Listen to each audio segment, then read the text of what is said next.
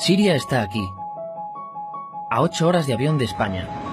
Es la mitad de grande y su población se concentra aquí. ¿Por qué? Porque toda esta zona es un enorme desierto, pero un desierto muy importante. Tiene 1/3 de las reservas de petróleo del mundo y también de gas natural. Según algunos, el nuevo petróleo. Para sacarlo de aquí y llevarlo a Europa, hay que rodear toda esta península y salir por el canal de Suez. Como te puedes imaginar, aquí te cobran.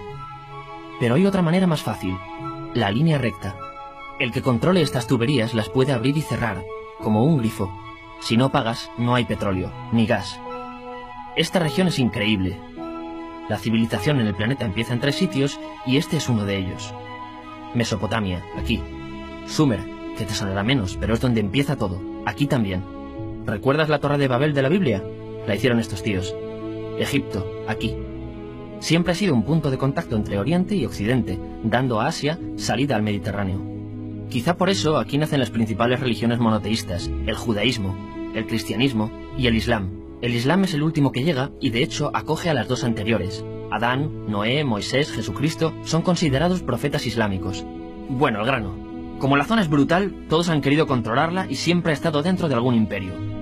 Los persas, los griegos, los romanos. El imperio romano termina partiéndose en 2 y finalmente solo sobrevive esto. Ahora es cuando la última religión monoteísta, el islam, construye su propio imperio. ¿Te acuerdas de las cruzadas? Bueno, pues son los europeos cristianos intentando recuperar esta zona de la que estamos hablando. Los últimos en llegar son los turcos, que ojo, no vienen de Turquía, sino de muy lejos en Asia, junto con Gengis Khan. Lo conquistan todo y fundan el Imperio Otomano. El Imperio Otomano se queda ahí hasta la Primera Guerra Mundial. 600 años. Cuando acaba la Primera Guerra Mundial, aparecen pequeños países donde antes estaba el Imperio Otomano. Y por primera vez vemos a Siria en un mapa. Hasta ahora la habíamos dibujado para no perdernos. ¿Y quién se inventa estos países? Bueno, lo que te voy a contar es alto secreto. O lo era en 1916. Este súper secreto se llama Acuerdo de Sykes-Picot. Los franceses y los ingleses no podían derrotar solos al Imperio Otomano. Solo podían si les apoyaba la gente que vivía dentro. En su mayoría, árabes. ¿Cómo se los ganaron? Pues les prometieron la Gran Arabia, un país solo para ellos. El único problema es que era un timo. Antes de seguir, recuerda una cosa. Los árabes son un pueblo, pero no una religión. O sea, un árabe puede ser musulmán, puede ser cristiano, y antes del Islam parece que hubo tribus árabes con tradiciones judías. Bueno, pues a los árabes no les dieron ese único país que les habían prometido. En su lugar, franceses y británicos crearon muchos países pequeños. Estos países, obviamente, no eran países de verdad, sino zonas bajo su control, con gobernantes puestos por ellos. Durante este tiempo hacen lo que quieren con la zona. Recuerda que hay petróleo. Siria, aunque no tiene grandes reservas, tiene fácil salida al mar. Y Francia, que es la que se ha quedado con Siria, se lo da a compañías extranjeras. Después de la Segunda Guerra Mundial, los europeos se van. En el caso de Siria, son echados a patadas. Pero antes de irse, crean otro estado, Israel. No es el momento de hablar de ello, pero es un estado muy polémico que sus vecinos no reconocen. La prueba es que nada más irse los británicos, todos estos estados lo atacan. La zona, a partir de ahora, va a ser una bomba de relojería. Y mientras, ¿qué pasa en Siria? Bueno, pues no es muy estable. Tiene golpes de estado constantes. En esa época, aparece en Siria una ideología que se hace con el control y se expande por el mundo árabe, el Ba'ath. Esta ideología mezcla el antiguo sueño de una sola nación árabe con ideas socialistas. Y algo muy importante, es laica, o sea que no es religiosa. Siria se llega a unir con Egipto, un país con el que no tiene frontera. Pero no es algo raro, muchos de estos países intentan hacerlo también.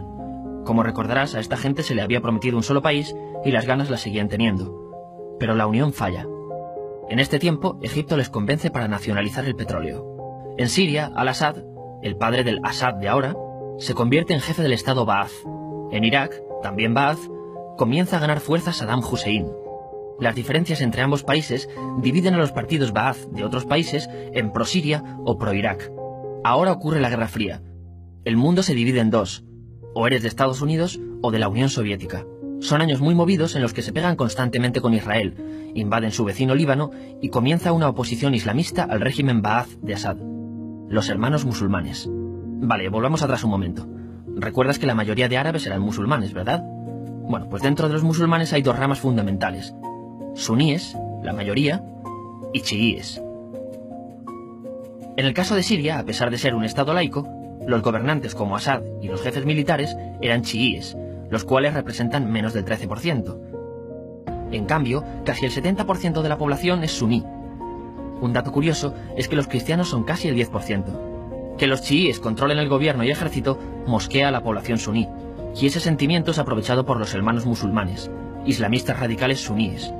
Estos toman las armas en la ciudad de Hama, en contra del gobierno, y Assad acaba con la revuelta a costa de matar miles de civiles y encarcelar a mucha gente. En el año 2000, Assad padre muere, y le sucede Assad hijo. Ante las presiones, libera a muchos presos, trae internet y esperanzas de cambio. Hay un periodo de gran debate político y aparece la oposición. También vuelven los hermanos musulmanes. Los siguientes años son difíciles. Arrestan a la oposición. Y Bush incluye Siria en el eje del mal, y esto la aísla. Está mal visto negociar con Siria. Los kurdos, un pueblo que vive repartido por varios países de la zona, comienzan a protestar también. Hay represión y muertos. En 2011, te sonará esto, ocurre la Primavera Árabe. ¿Qué es esto? Bueno, es una protesta que se va propagando por todos los países árabes pidiendo más democracia. Como ves, el mundo árabe, a pesar de estar dividido en países, tiene tendencias generales. Cuando llega a Siria, Assad hijo termina usando el ejército y en los enfrentamientos mueren unas 1000 personas. Los enfrentamientos irán escalando hasta que se conviertan en guerra civil. No hay un momento exacto de inicio. Lo importante es que hoy en día hay numerosas facciones en juego. Vamos a verlas. Pero primero piensa en que todo está dividido entre chiíes, la minoría, y suníes, la mayoría.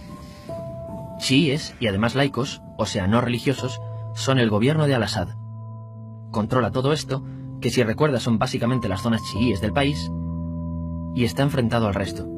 También mayoritariamente laico, pero suní, es el Ejército Libre de Siria, o FSA en inglés, junto con el Frente Islámico, que es religioso, y otros 70 y pico grupos más, forma una coalición que la prensa llama simplemente la oposición.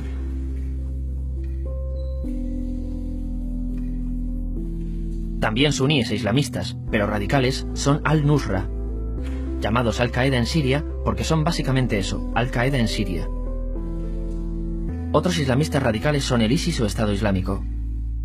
Salen de Al-Qaeda en Irak, controlan la mayor parte de Siria e Irak y se han hecho famosos por sus atrocidades. Su objetivo teórico impacta a muchos. Es un Estado Islámico a lo largo de Asia, África y Levante. Aunque a ti ya te suena, ¿verdad? En naranja tenemos al pueblo kurdo, que recordarás porque el presidente Al-Assad lo reprimió, al igual que gobiernos de países próximos también lo hacen. Ahora controlan militarmente esta zona. Antes de terminar, repasemos los apoyos internacionales a fecha de octubre de 2015. Las fuerzas de Al-Assad son apoyadas por Rusia, que ya tenía base militar en el país antes del conflicto, Irán y China. Todos son países de lo que Europa llama Oriente. En contra de Assad, apoyando a la llamada oposición, luchan Estados Unidos, Turquía, Francia, Gran Bretaña y Arabia Saudí. Podemos terminar con algunas conclusiones. Te advierto que esto ya es pura opinión. Si recapitulamos, vemos que la región es estratégica. Por su situación privilegiada, todos la quieren. Siria siempre ha estado bajo el paraguas de grandes imperios.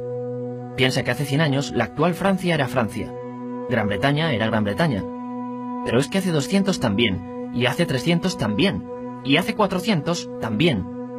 En cambio, Siria solo es Siria desde hace menos de 100 años, y solo se gobierna a sí misma desde hace poco más de 50. Además, jamás decidieron sus fronteras, se las impusieron. Europa dividió Oriente Medio a su antojo para controlarlo, diseñando países sin tener en cuenta su población. Muchos historiadores dicen que todo pueblo tiene la necesidad de manejar su propio destino, pero estos ingredientes que hemos visto juegan en contra de proyectos como la Siria Ba'ath, que encima usa la represión para mantenerse. En última instancia, lo que producen es una guerra civil. En este contexto no es extraño que aparezcan actores que se alimenten de la desesperación, el sentimiento suní de opresión y la visión de Occidente como invasor. ISIS usa la identidad árabe y la mitología de antiguos imperios. Cuando quieras entender el presente, pregúntate, ¿y el pasado?